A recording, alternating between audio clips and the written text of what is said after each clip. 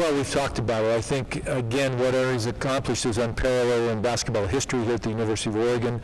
He certainly helped us get to the point where we can build a new facility. And for that, I do feel bad for Ernie in that regard. He's given his life to this university, both as a student, as a teacher, and as a coach, and he's been a great representative in that regard. I think we can talk long and hard about his accomplishments with the student athletes, their graduation rates, et cetera, et cetera.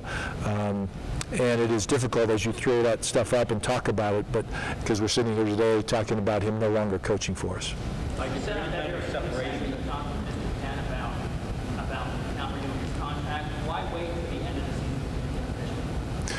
Again, as I said, in deference to Ernie and his desires and wishes, and also to not confuse the players on the team. What were some of the reactions from the guys last night? Were you seeing questions they hadn't been? There were very few questions and very little reaction.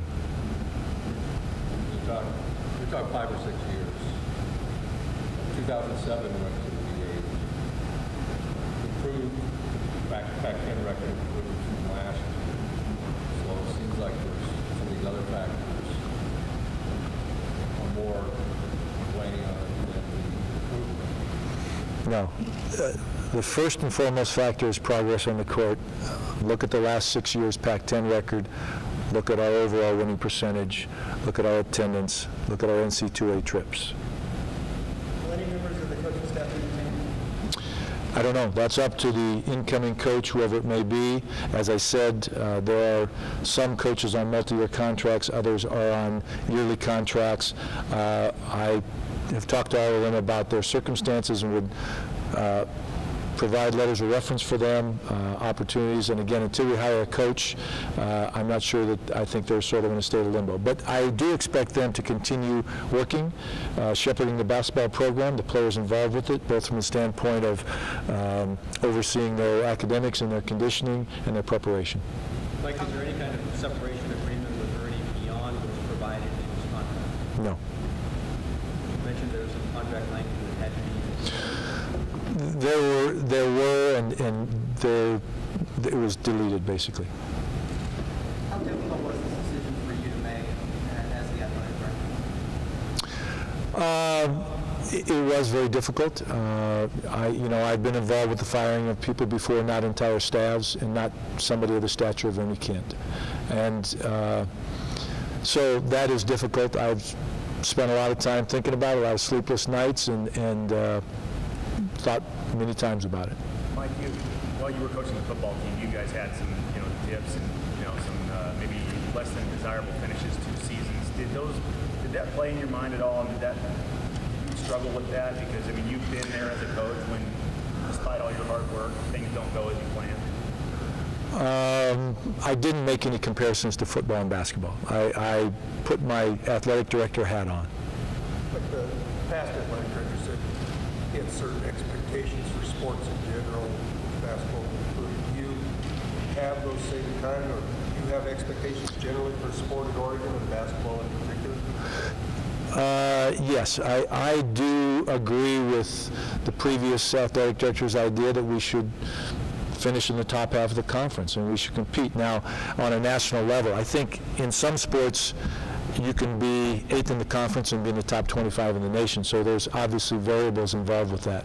I do think for the amount of support we give to the basketball program that we can have the expectation that we should be in the top half of the league and that we can compete successfully in the Pac-10.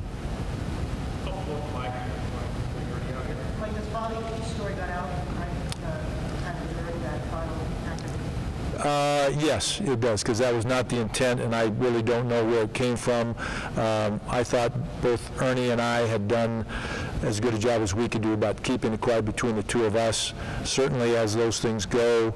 And I think, again, Ernie and his players did a tremendous job, and I think they deserve credit for continuing to work hard and toil for this with whatever knowledge they had.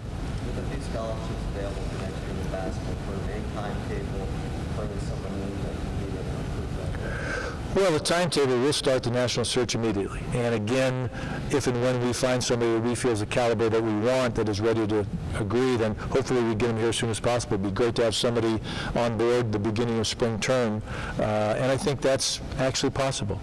Coach, what measures are you going to take ensuring that qualified African-American coaching candidates I would believe that, we'll continue to search, as I said, worldwide for the best qualified candidates, regardless of color. But I think, again, that we've had interest already from some people that are minority applicants, but also have done some tremendous things in NCAA basketball. And I have not returned any of their calls yet, but I will. Mike, will all coaches be held to the same standard that Mr. Kent was held to from here on out? I think all coaches have been held to that standard. Is there a